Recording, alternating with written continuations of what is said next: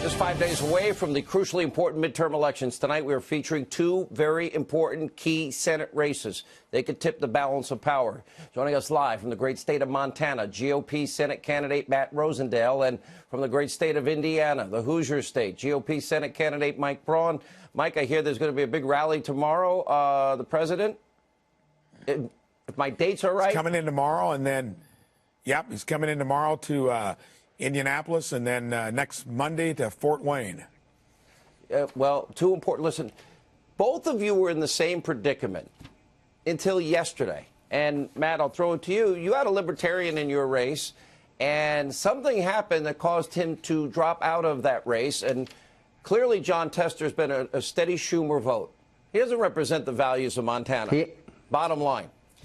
No, he does not, Sean, and I'll tell you something. This backfired on him. Jon Tester's dark money ally sent out an illegal mailer, and what it did was help us to unify the Libertarians and the Independents and the Republicans across the state of Montana, although it came no shock to us because Jon has been the recipient of so much financing from the special interests and lobbyists. He is the #1 recipient of contributions from lobbyists in the nation, Sean, in the entire nation. More than Chuck Schumer and Nancy Pelosi. Did he vote for Kavanaugh and Gorsuch? Because I think that the Montana that voted so heavily Trump would have liked those things. They would have really liked those things. I've been traveling around the state, and we are seeing a dramatic expansion of our economy and jobs being created because as a direct result of those tax cuts that Jon Tester did vote against. And he voted against Gorsuch, and he voted against Kavanaugh, and yet he embraces the idea of open borders and sanctuary cities. And that is not aligned with the ideals of the people of Montana. Mike Braun, let me go back to you because you don't have the luxury that your soon-to-be, hopefully, colleague had with the Libertarian dropping out, but you still have a lead. I love Libertarians. I really do. I have civil Libertarian streaks in me in some ways. Problem is they're siphoning away votes for you, and that only helps Joe Donnelly. So I'm asking my Libertarian friends in Indiana to vote for you. Joe Donnelly, he also didn't vote for either Supreme Court justice. He didn't vote for the tax cuts, did he?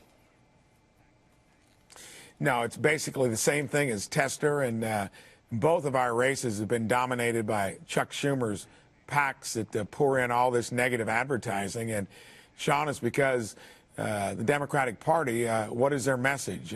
Sell us more government that they already aren't willing to pay for and shove all that debt onto our kids and grandkids. So I think it's all coming home to roost across the country. You cannot win these races by trying to tear down your competition, and especially when you got bad voting records like both Tester and Joe Donnelly. You know, it's amazing. I'm watching both of you. These are two very red states that have Democrats that are totally and completely out of touch with the values of their own state. We're going to be watching very closely. How long has Jon Tester now been in the Senate, Matt? Too long, Sean, too long. He has been too wrong for too long. He's been in for 12 years, and he stood there 12 years ago and told folks he wouldn't be encumbered by special interests. He said he would. He complained about reckless spending and has increased the national debt from $8 trillion to over $21 trillion at the exact same time that I was cutting costs at the state level. He just is completely out of touch with the folks of Montana. He bought $1 million home in Washington, D.C., and he put Montana in his rearview mirror. And Mike Braun, let me go back to you. If the people go out and vote for you, they will have their values reflected in Washington, will they not? No doubt about it. And Joe Donnelly, from the time he got to Notre Dame, got his law degree, he's been running for office and been a career politician and has voted against Hoosier values for the 12 years he's been in Congress and in the Senate. And you can count on me to reflect Hoosier values when I become the next senator. Mike Braun, we're wishing you the best. We're going to be watching Indiana and Montana, both winnable states. Both would be pickups, huge for the country.